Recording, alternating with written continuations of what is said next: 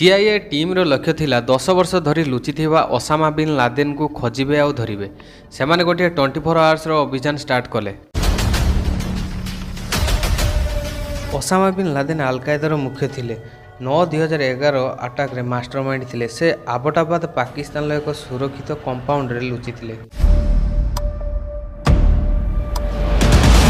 तापर डॉक्टर शकील अफरीदी पाकिस्तान जड़े सरकारी डॉक्टर भाव काम करते। से सीआई टीम रो सीक्रेट मिशन रे अंशग्रहण करते। सीआईए टीम रो सीक्रेट एजेंट माने डॉक्टर अफरीदी को नकली एनजीओ माध्यम रे एही योजना रे जोड़ीथिले।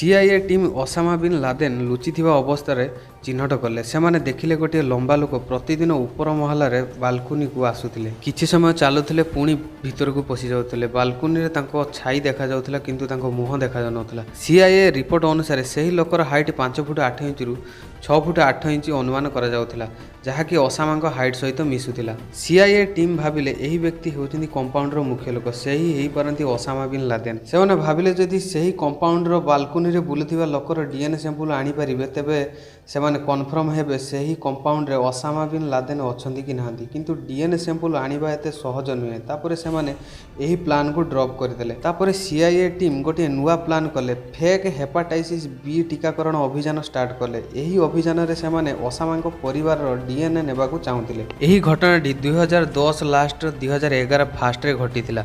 डिसेंबर 2010 शेष सप्ताह रे सीआईए टीम बालकुनी रे बुलुथिबा लोकटीर गतिविधि की नोटिस कले। तापरे 2011 आरंभ रे डॉक्टर आफरीदी को सीआईए टीम सहित जोड़ा गला।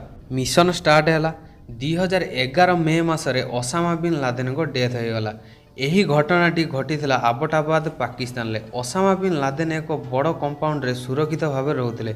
डॉक्टर आफरीदी तांको नकली टीकाकरण अभियान बिलाल टाउन साइड रे होउथिला, जहा कि ओसामा रहुथिबा कंपाउंड रो पाखापाखी रे हेउथिला। सीआईए टीम चाहुथिले जे सेही कंपाउंड रे ओसामा बिन लादेन अछंती कि नाहंती एहार सठिक प्रमाण मिली जाऊ।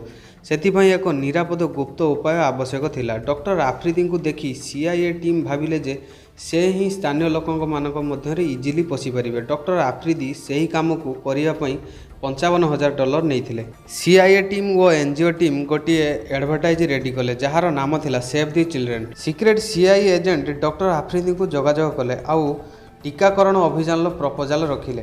अन्य एजेंट माने डॉक्टर आफरीदी को अकाउंट को $55,000 देले।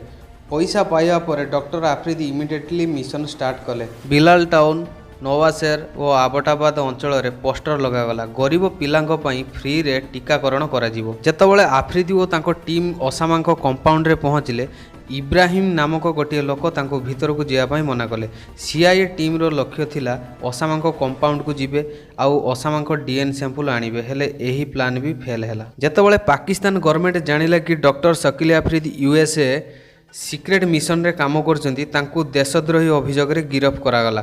2012 रे तांकू 33 वर्ष जेल दंड रे दंडित करागला। सीआईए टीम एही टीकाकरण मिशन फेल हैला परे मध्य सीआईए टीम पई गोटिए इंपोर्टेंट मिशन थिला। एही मिशन फेल हेबा किछि मास परे ऑपरेशन नेपच्यून स्पीयर स्टार्ट हैला, किंतु सेतबेलकू ओसामा बिन लादेन को डेथ होई सारिथिला। डॉक्टर आफरीदी को पई एहा हेउची जीवनर सबुठारु बड़ भूल। से अजाणतरे एक विश्वस्तरीय सीक्रेट मिशन रे जोग देइथिले।